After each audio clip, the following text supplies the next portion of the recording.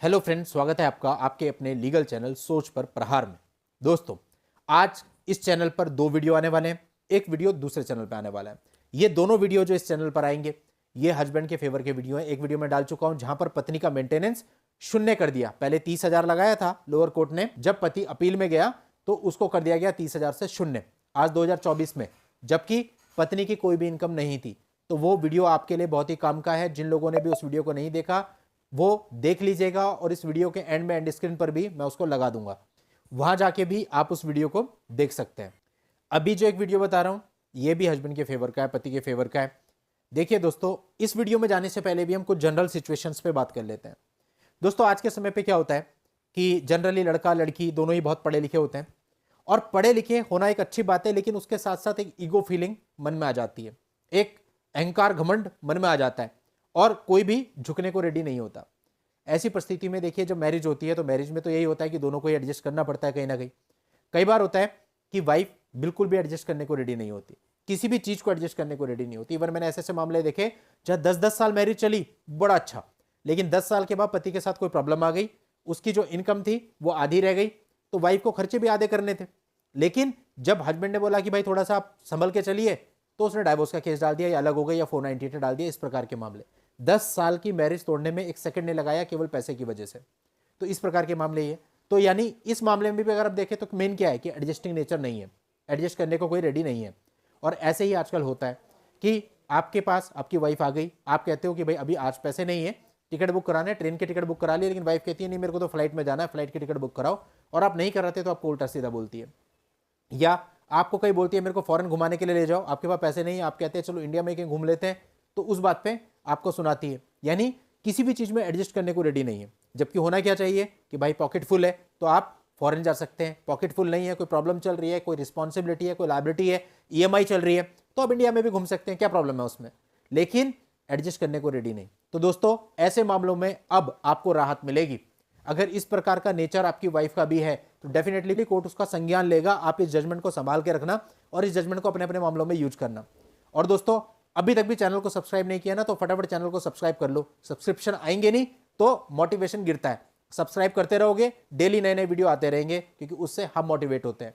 तो देखिए दोस्तों, इस वीडियो में मैं आपको बताता हूं पूरा, पहले मामला बताता हूं मामला क्या था, उसके बाद बताता हूं रिजल्ट क्या आया। 2001 में यहां पर दोनों की शादी हुई, शादी से 2 बेटियां हो गई, और हस्बैंड ने अपनी तरफ से 2017 में डाइवोर्स केस फाइल किया था, क्योंकि पत्नी काफी समय से अलग रह रही थी।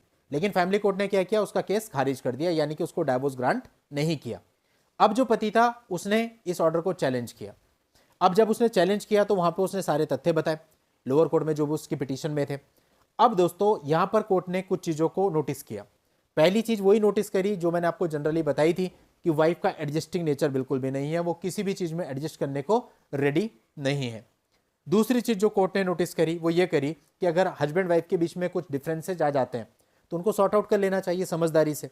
लेकिन जो वो वाइफ है उसके अंदर वो मेच्योरिटी नहीं है कि वो अपने बीच में आने वाले डिफरेंसेज को आसानी से एमिकेबली सॉर्ट आउट कर ले without any public humiliation of her husband. वो क्या करती है कि वो इस प्रकार से सॉर्ट आउट करती है, लाइक आपके साथ भी ऐसा कई बार होता होगा, इस प्रकार की परिस्थितियां होती होंगी कि जो आपकी वाइफ होती है, अगर कोई झगड़ा हो जाए तो गेट से बाहर निकल करके सबको इकट्ठा कर लेती है, या फिर जब आप ऑफिस जाते हो तो अड़ोस पड़ोस की जो आंटियां होती हैं उनको जाके आपकी चुगली करती है, और फिर जब आप वापसी ऑफिस से आते हो तो सारी आंटियां आपको अलग ही नजर से देख रही होती हैं, लेकिन आपको समझ में नहीं आता कि ऐसे क्यों देख रही हैं। बहुत बाद में आपको जाके पता चलता है मेरी वाइफ ने तो ऐसा ऐसा इनको बोला है मेरे बारे में, जो कि कई बार आपके बेडरूम के अंदर की बातें भी होती हैं और फॉल्स होती हैं। तो दोस्तों, ऐसे में आपका पूरे तरीके से डिफेमेशन एक तरह से किया जाता है, तो यानी मेच्योरिटी नहीं होती उन मामलों में। खैर, इस मामले में जो कोर्ट ने ऑब्जर्व किया वो ये किया कि जो वाइफ थी वो मेच्योरिटी से अपने बीच में आने वाले डिफरेंसेस को सॉर्ट आउट नहीं करती थी, बल्कि मामला आराम से सॉल्व हो जाए जिससे हस्बैंड की भी बदनामी ना हो पब्लिकली, बट ऐसा नहीं होता था। और साथ ही दोस्तों, कोर्ट ने यहां ये भी देखा कि जो पत्नी है वो हस्बैंड पर बेसलेस एलिगेशंस लगा देती थी, मतलब कुछ भी एलिगेशन लगा दिया जिसके कोई सर पैर नहीं है, जैसे आपके साथ होता ही है, और आप उन एलिगेशन से घबराने लग जाते हैं और उन एलिगेशन का जवाब ढूंढने लगते हैं। क्या करना जवाब ढूंढ के, जो झूठ बोल रहा है बोलने दो, फर्क क्या पड़ता है, बाद में साबित कैसे होगा। तो वही तो कोर्ट ने यहां पे भी माना कि बेसलेस एलिगेशन, यानी जो कुछ बोला उसे साबित ही नहीं कर पाए। अभी एक मामले में मैंने आर्ग्यूमेंट किए थे, उस मामले में लड़की ने सब कुछ बोला था, मेरे साथ किरी उल्टी करी, धक्के मार के बाहर निकाल दिया, मेरा सामान रख लिया, मेरे को छत से फेंकने की कोशिश करी, मेरे साथ अननेचुरल सेक्स किया, सब कुछ जो वो कह सकती थी। लेकिन जब साबित करने की बारी आई, ना कोई पुलिस कंप्लेंट, ना कोई मेडिकल, ना कोई गवाह जो उन चीजों को साबित कर सके। और आर्ग्यूमेंट के टाइम पे हमने 2 लाइन में खत्म कर दिया कि भैया ये पूरी पिटीशन पढ़ लो, इसमें दुनिया भर के एलिगेशन है, इस एलिगेशन को लिखने के लिए वो स्वतंत्र है, लेकिन क्या इनमें से किसी एक भी एलिगेशन को उसने अपने पूरे ट्रायल में साबित किया? नहीं किया, यानी सारे झूठ है। क्या बोलूं इससे आगे? तो वो सारी चीजें वहीं की वहीं खत्म हो गई। फिर हम अपनी बात पे आ गए। तो कहने का मतलब है कि यदि पत्नी ने बिना किसी मतलब के, बिना किसी बेस के, बिना किसी ग्राउंड के, बिना किसी एविडेंस के आपके ऊपर एलिगेशन लगाए हैं, तो उसमें वो उलझेगी, वो फंसेगी, उसे साबित करना है, आप उससे परेशान ना हो। तो यहां पे कोर्ट ने इस बात को भी हस्बैंड पे क्रूअल्टी माना कि बेसलेस एलिगेशंस लगा देना। अब इन शॉर्ट बात क्या बनी?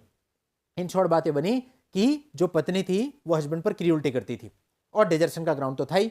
तो यहां पर कोर्ट ने हस्बैंड को क्रूअल्टी और डिजर्शन दोनों के बेस पे डाइवोर्स की डिक्री दे दी, यानी जो लोअर कोर्ट थी, लोअर कोर्ट के फैसले को पलट दिया, हस्बैंड को फायदा मिल गया। तो ये जो परिस्थितियां होती हैं, ये कुछ कॉमन परिस्थितियां हैं जो इस वीडियो में मैंने आपको बताई, ये आप में से मैक्सिमम लोगों के साथ होती हैं। तो आप में से मैक्सिमम लोग इस प्रकार के जजमेंट को अपने अपने मामलों में यूज करके इसका फायदा उठा सकते हैं। और आप लोगों की हेल्प के लिए जजमेंट का लिंक आपको इस वीडियो के नीचे डिस्क्रिप्शन में मिल जाएगा, वहां जाके आप पूरे मामले की जानकारी ले सकते हैं। आज की इस वीडियो में इतना ही। नेक्स्ट वीडियो में नई जानकारी के साथ मैं आपसे फिर मिलता हूं। तब तक के लिए goodbye and thank you for watching. Take care.